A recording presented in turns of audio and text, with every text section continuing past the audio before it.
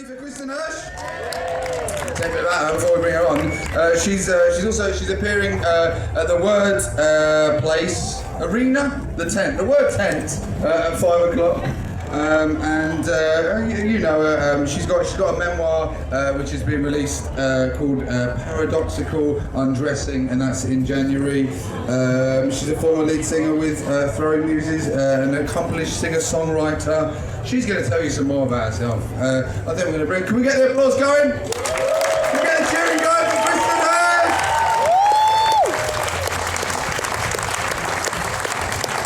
Hi. I'm reading from my memoir that it's not called Rat Girl here because you all know how to pronounce syllables in this country. It's just in America that it only has 2 syllables.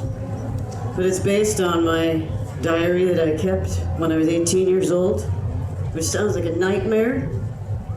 You sent in the wrong manuscript, and now they're publishing your teenage diary. But it's not as bad as it sounds. There are childhood memories interspersed, so there's a little bit of time tripping. I could just say childhood memory, if that makes the time tripping less uncomfortable.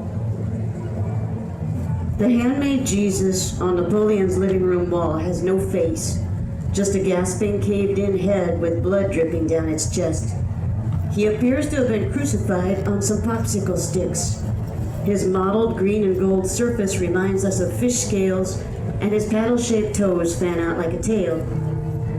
It is a singularly gruesome crucifix. We call it Fish Jesus. The first time I saw it, I thought it was funny. It's less funny at night when you're alone. And even less funny tonight because next to me is a bag of horrible donuts one of the painters left for me as a joke.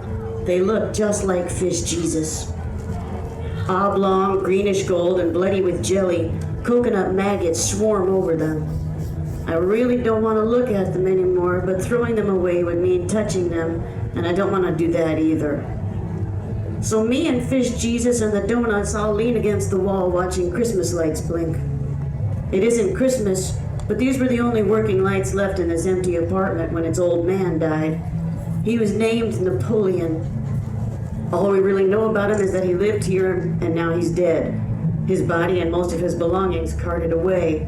And somehow he still pays his electric bill.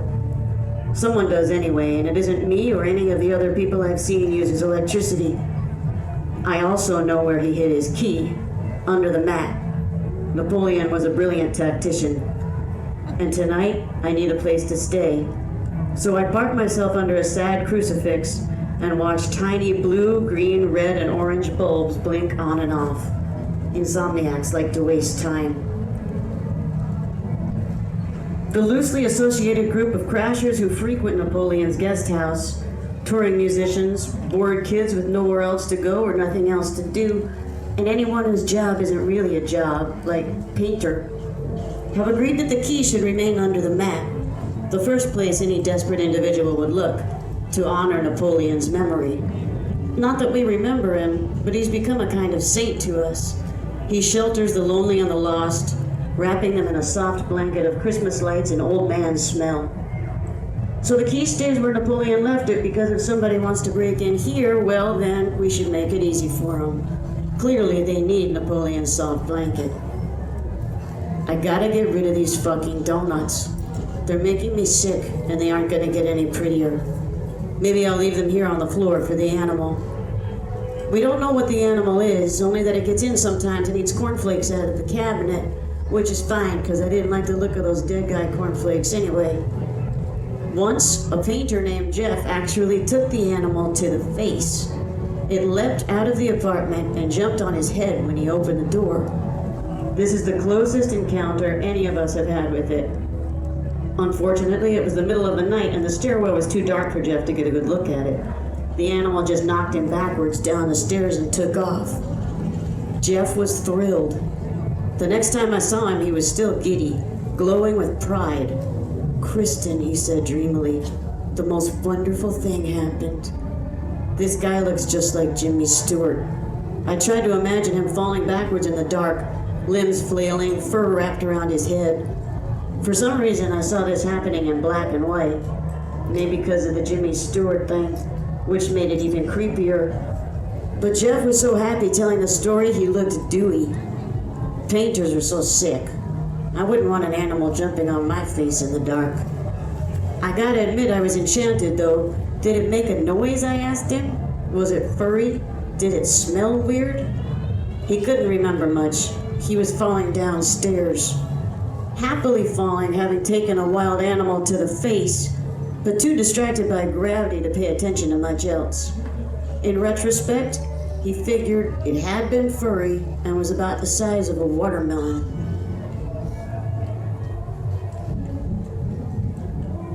The mystery was only partially solved when the ghost turned out to be a furry, watermelon-sized face jumper that likes cornflakes and is good at hiding.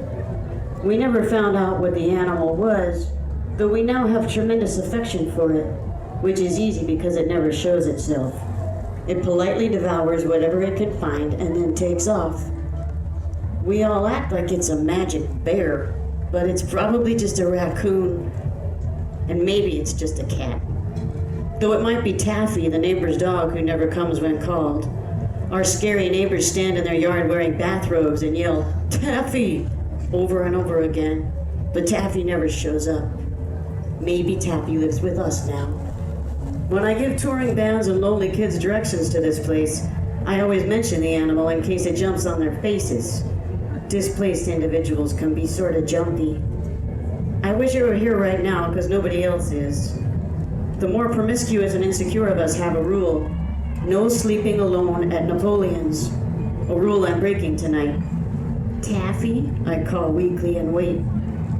Napoleon took his bed with him when he left, so when you stay here, you sleep on the floor, and the floor feels extra hard tonight. Extra hard is extra lonely for some reason, like you're being punished for something you probably did, but don't remember doing. Childhood memory. We live in the woods, in a communal dwelling, a gigantic barn full of hippies, one of whom tries to write "Be Together" on a parachute that stretches across our ceiling. He's pretty stoned though, so what he actually writes is "Be Tog Eater."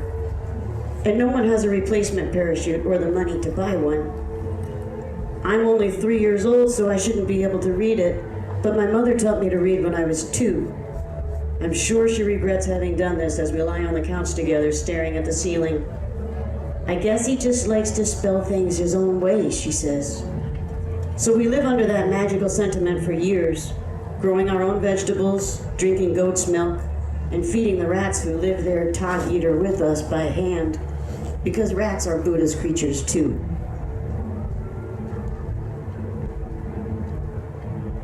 It was a witch that gave me the double concussion that made me start hearing songs in the first place. A couple years ago, this old witch drove her car into me as I raced to a summer job on my bike. She wasn't a bad witch necessarily, but she wasn't a good witch either. I remember her blank face over the steering wheel, about to plow into me like she was on a mission. I pedaled as fast as I could, trying to escape her speeding Chevy, but I never made it to work that day. Instead, I flew up into the air. 1 minute, everything was like it usually is, and the next, I was flying through the air in vivid slow motion, thinking, so this is what this feels like. As the pavement came toward me, time stopped abruptly. I hovered over the street, tree branches blew in the breeze, I could smell cut grass. Somehow, I hung between flying up and falling down. A thought occurred. You're about to hit your head harder than you've ever hit it before, so maybe you should, go limp. I did. As soon as I relaxed my muscles, time sped up, and the ground jumped up in the air, crashing into my head. I slid down the street on my face for a while, then flipped over. My neck snapped back and my legs twisted up underneath me. The witch and her Chevy were long gone. She hit and ran. I lay there on the street, feeling the brand new sensation of a lot of blood leaving my body, then tried to unfold myself. Lifting my left leg, I noticed that there was no longer a foot at the end of it. Suddenly, I was very, very thirsty.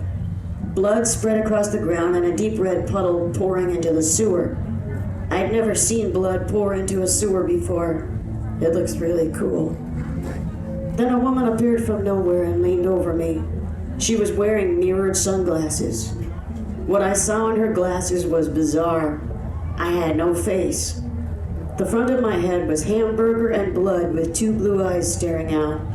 Even my hair was red with blood. It snaked out from under me, unrecognizable as hair. Medusa, I thought. Behind the woman's head and my monstrous reflection was a clear blue sky. When I turned away to look for my missing foot, the woman grabbed what used to be my face and turned it towards her. "You were hit by a car." She spoke loudly and slowly, carefully articulating each word. "You're going to be fine." Why is she talking to me like I'm foreign? I flashed on 7th grade health class where they taught us what to do in case we ever came upon an accident. We learned to tie tourniquets and perform CPR, how to recognize the symptoms of shock, and what happens to the person in the back seat if you keep a crowbar on the dash. They also taught us how to talk to the victim. You speak loudly and slowly, carefully articulating each word. You tell them what's wrong, and then you tell them they're going to be fine. "You have a crowbar through the middle of your skull. You're going to be fine." A few more people joined the mirrored sunglasses lady, kneeling on the ground, looking concerned. I thought about asking them to help me look for my foot, but figured if I were them, I wouldn't want Hamburger talking to me, so I felt underneath my leg and found the foot myself. I was sticking it back on when I saw my mother's face floating in the clear blue sky. "Ah, geez, I'm dead." You're definitely dead if you get hit by a car and then see your mother's face floating in a clear blue sky. Wait, I thought, my mother isn't dead. I noticed her car parked by the side of the road. "Hi, Mom," I said. She looked upset. "What's wrong?" I heard sirens as she started to cry. Childhood memory. One of our housemates holds a brown and white guinea pig in his hands for me to pet. I've never seen one before. "Don't be afraid. The guinea pig is the gentlest of all creatures," he says kindly. "All he wants is peace." The guinea pig looks at me suspiciously and makes strange underwater sounds. "Humans enslave each other and fight wars," he continues, pushing his long brown hair behind his ears. "Guinea pigs want nothing to do with governments or violence. They're our brothers in peace. Go ahead, you can pet him." I reach out to touch the guinea pig's twinkly nose with my finger. It bites me.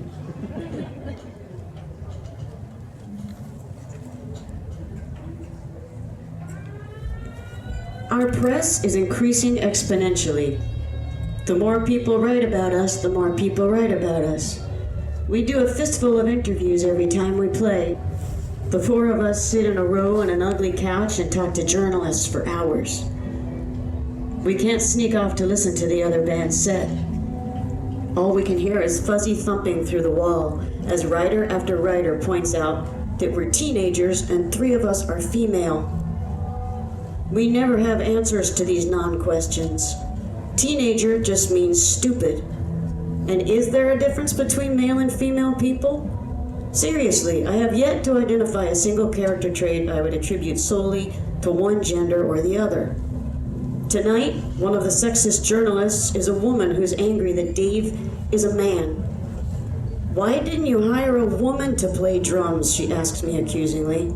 I'm at a loss. "Because Dave's not a woman," I answer.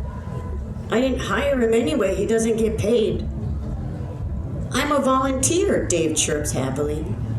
She gives him a blank look and then turns back to me. "Surely you would agree that you play female music." "Sometimes we play female music," I say, "but not any more often than men do."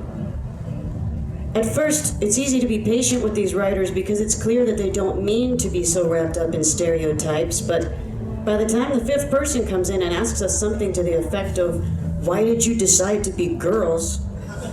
I sort of lose my cool and end up mouthing off in spite of myself. We aren't girls on purpose, we're girls by accident. We're musicians on purpose. I mean, do you treat men and women differently? This poor guy happens to be really nice. He just didn't know not to ask this particular question. He shakes his head uncertainly. "Well, it'd suck if you did," I continue. I don't see how gender could inform anyone's character. It's useless when it comes to predicting behavior. He looks so tense that I begin to speak more gently, but I don't stop, which is what he would like me to do. What could gender possibly have to do with how your hands work, I ask him. He shrugs.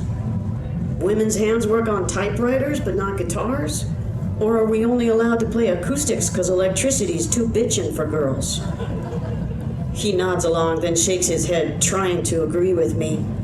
Even I wish I would shut up, but I don't fucking stop. Music pounds through the wall, and I blame this guy for making me miss it.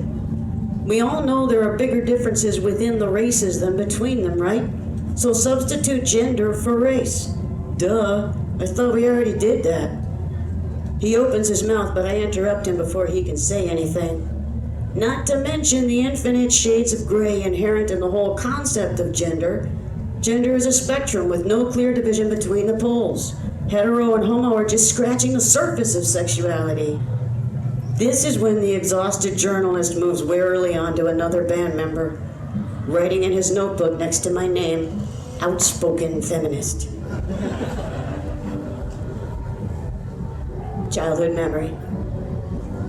I'm building a snowman in my front yard when a plow comes laboring down the street, spraying snow into the ditch. When he sees me, the driver slows down, then stops next to my house, cutting the engine. He stares at my snowman. I stare at him. Is that a boy or a girl? He asks. It's a snowman, I answer. Looks like a snow lady. I look at my snowman. No, it doesn't. Oh, he says. My mistake. He starts the engine and continues down the road, waving goodbye over his head. My job, as it turns out, is only to shut up and listen. And it's interesting to watch what songs do unimpeded by me. When I don't struggle against them, they don't have to fight me. What they do then is crawl all around an event and shine different lights on it. They grope for intensity and grab whatever has the most impact. A bewildering free-for-all, not safe. But I don't think we're supposed to be safe. The song's fully engaged effort toward life presses on me. By that, I mean it leaves an impression. They have fists and heels and lungs. They're badass because they have to be. If you're gonna leave inertia behind, you gotta be ready for forward movement. So I sit on the edge of the tub and marvel at all the fists around me, pummeling the universe into a shape that suits him. None of this is special. It's merely extraordinary. It's vivid. It's falling in love with this moment, with all moments. Thank you.